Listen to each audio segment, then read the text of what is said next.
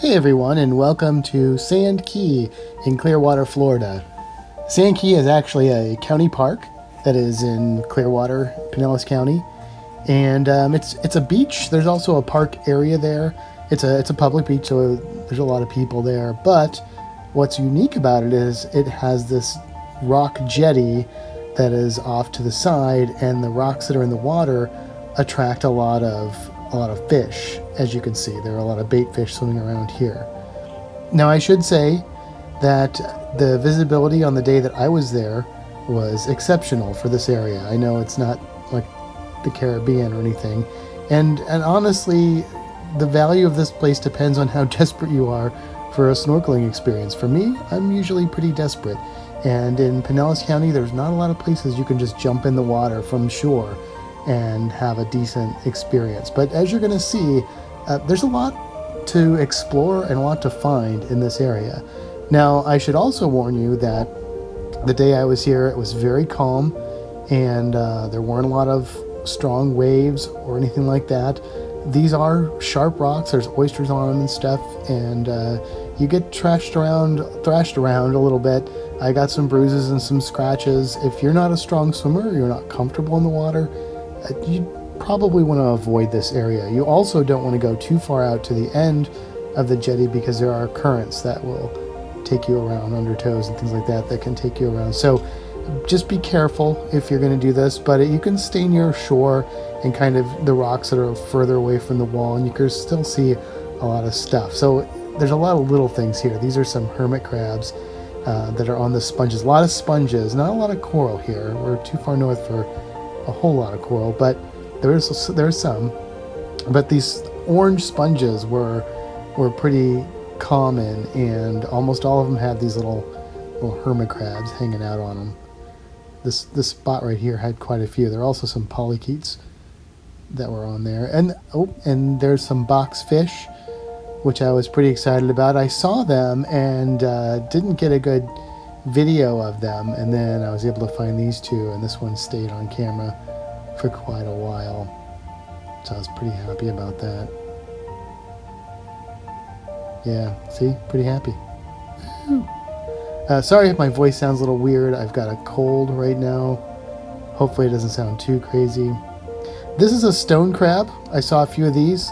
These guys, you can always tell them they got these big buff claws in the front, and most of them are tucked away in the rocks, but this one, he actually came out of the rocks when I saw him at first, and kind of challenged the camera. Here he's backing off a little bit, but you're going to see I go back down here.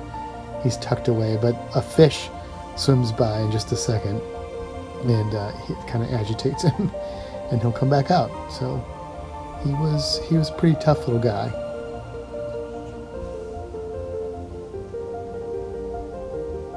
That looked like a hamlet or something. I don't know. I didn't ID that fish. There were a lot of mangrove snapper, some mullet on here, mostly lots and lots of bait fish. And here's a spiny sea urchin, so that was pretty exciting to see. Actually saw a couple of species of sea urchin. The spiny sea urchin, I saw this one here, and then a couple of variegated sea urchins, which is, I believe, what we're going to find next. Yeah, right here. So the difference between these two species, the variegateds have this kind of usually pinkish purplish color, and instead of the sharp spines to protect themselves, they have shorter spines, but they will pick stuff up. They have little tentacles with little claws called pedicelaria, and you can see it's got this mangrove propagule, that's what that green thing is, and some shells, and it's holding on to them. It's also holding on to me, and it'll pick these up as camouflage. So the spiny urchin uses its spikes as a deterrent. Don't eat me because it'll hurt. And that guy uses camouflage. Now here's a cool fish here. This is a toadfish who is tucked away in this little crevice. So, if you are here, you got to get down below the surface. You're not going to see as much at the surface, and you got to really look. I was here for probably a few hours, and I didn't find all this stuff boom, boom, boom like it looks like in the video. But there was a lot to see, and the massive amounts of schooling fish was pretty awesome. Now here was a cool spotting. this little moray eel here hanging out. I didn't think I'd ever see one of those in Clearwater while I was snorkeling, but yet there he is, little guy. You can see him next to those mangrove snapper there, who I think he snapped at. So that was pretty awesome to see that guy. Now, here's another thing I was surprised to see. I see sergeant majors all the time in like the Caribbean, the Florida Keys.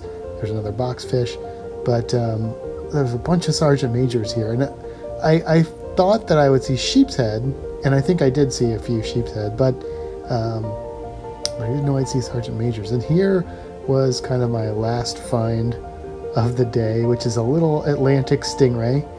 Not to be confused with the southern stingray. These guys, if you look at their sort of their rostrum area, it kind of curves in a little bit. That's how I could tell them apart. They also don't get nearly as big as the southern stingrays.